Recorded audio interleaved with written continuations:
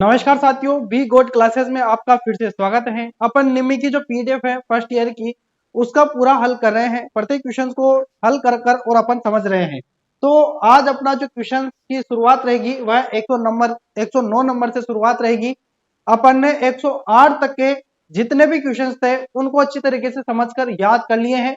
अगर आप पहली बार चैनल पर आए हैं या पहली बार इस सीरीज पर आए हैं तो आपको पिछले वाले वीडियोस जरूर देखने हैं, क्योंकि उनमें 108 तक के क्वेश्चनों का पूरा संपूर्ण हल है। इसलिए आप उन वीडियो को जरूर देख लेना।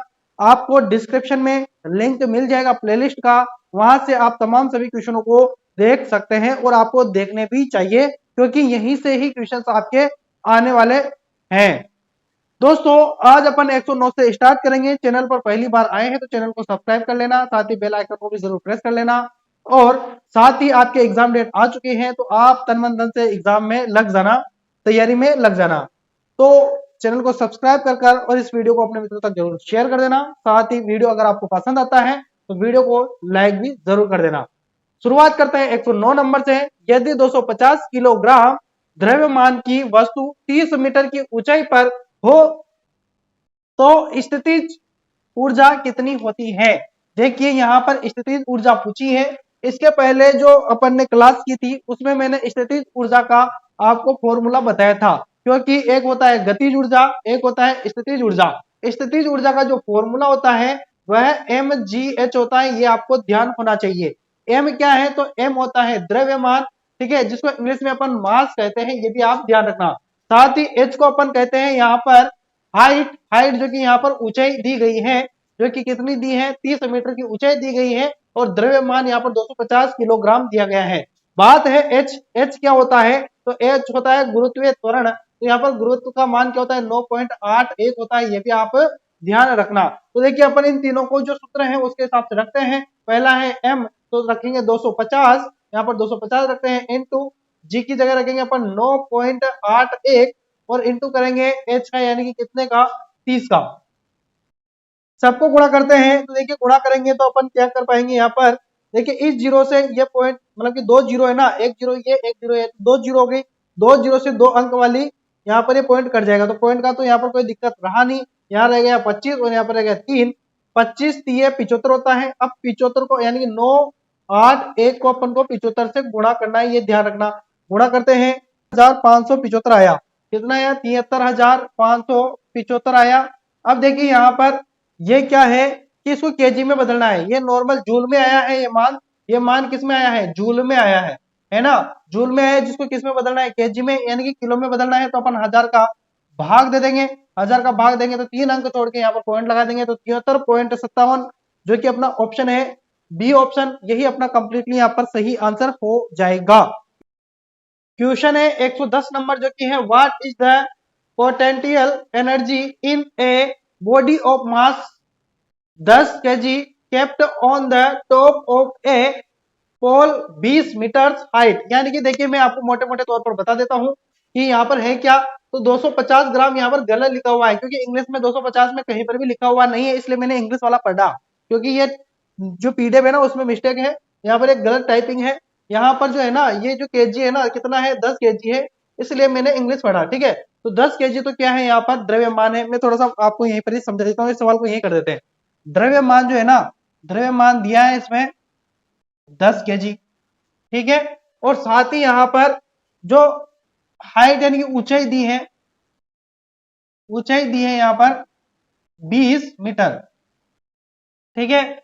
और ज्ञात क्या करना है अपन को, पोटेंशियल एनर्जी यानी कि स्थितिज ऊर्जा, इसको क्या कहते हैं अपन, स्थितिज ऊर्जा ज्ञात करनी है। अभी अपन ने जो फॉर्मूला लगाया था mgh, वही फॉर्मूला वापस से अप्लाई होगा। m यानी कि द्रव्यमान है 10 इंटू g यानी कि 9.81 इंटू h यानी कि 20, ठीक है। अब देखिए, इनको गुणा करेंगे इस जीरो से और इस जीरो से, तो वापस से अपन पॉइंट को उड़ा देते हैं और 981 को 2 से गुणा करते हैं तो 2 8 2 16 हो जाएगा, हाथ से लगेगा 9 2 18 1 19 हो जाएगा। तो यहाँ पर क्या आया 1962 आया है।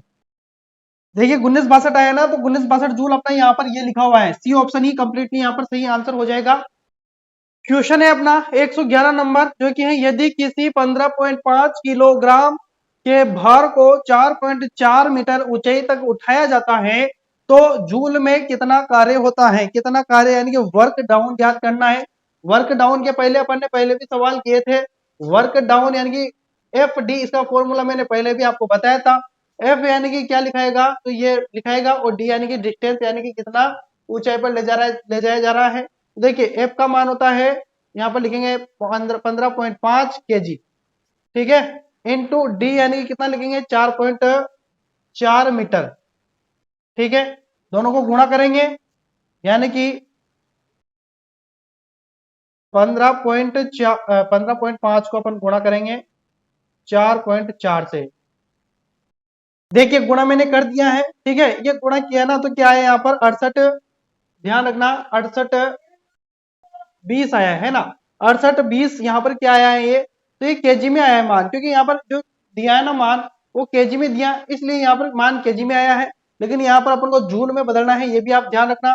जूल में बदलने के लिए क्या करना पड़ेगा, ये ध्यान रखना, 1 kg बराबर 9.81 जूल होता है, ये भी आप ध्यान रखना। तो अपन को इसको इससे गुणा करना पड़ेगा, तो इसको इससे गुणा करते हैं 981, तो गुणा करते हैं।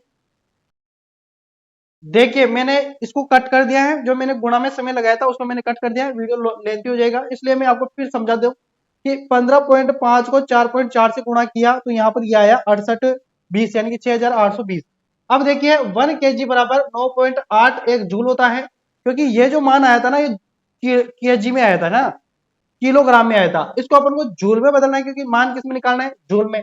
तो जूल में बदलने के लिए अपन को 9.81 से गुणा करना था, तो मैंने 9.81 से गुणा किया तो क्या आया, तो यहाँ पर देखिए दो संख्या छोड़ के यहाँ पर पॉइंट लग जाएगा, ठीक है। और साथ ही केजी भी हटेगा ना तो 3 जीरो फिर छोड़, तो यहाँ पर क्या जाएगा, यहाँ पर जो मान है ना 669 किस में है, तो डी ऑप्शन में दिया गया है।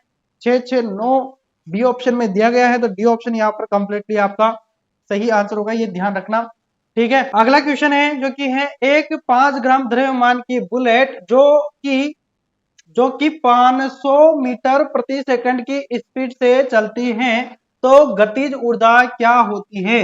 गतिज ऊर्जा का भी फॉर्मूला मैंने आपको इससे पहले वाले वीडियो में बताया था, फिर से मैं बता देता हूं। गतिज ऊर्जा यानी गतिज ऊर्जा को इंग्लिश में कहते हैं अपन काइनेटिक एनर्जी, काइनेटिक एनर्जी कहते हैं, तो के ई लिख सकता हूं मैं।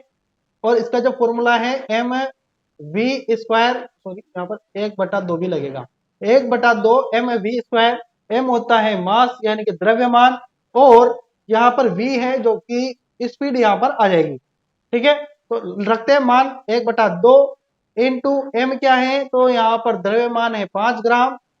ग्राम को अपन को यहाँ पर केजी में बदलना पड़ेगा, ये ध्यान रखना। केजी में बदलने के लिए आपको 1000 का भाग देना पड़ेगा, इंटू वी यानी कि आपको रखना है मान स्पीड का, तो 500 इंटू 500। क्यों लिखा मैंने 2 बार, क्योंकि स्क्वायर लगा हुआ है, ठीक है। अब इसको हल करते हैं, 2 जीरो से ये 2 जीरो कट जाएगी, 1 जीरो से इसकी भी 1 जीरो कट जाएगी। 2 से अपन 50 को 25 बार काट देंगे, 25 को 5 से गुणा करेंगे तो 125 आ जाएगा, ठीक है। और साथ ही 125 को फिर 5 से गुणा करेंगे तो 625 आ जाएगा, ये भी आप ध्यान रखना। तो 625 कंप्लीटली यहाँ पर सही आंसर हो जाएगा, जो कि बी ऑप्शन में दिया गया है। अगले क्वेश्चन पर आते हैं। आगे देखिए क्वेश्चन जो कि 113 नंबर है, तापमान को क्या संदर्भित करता है, तापमान को क्या संदर्भित करता है।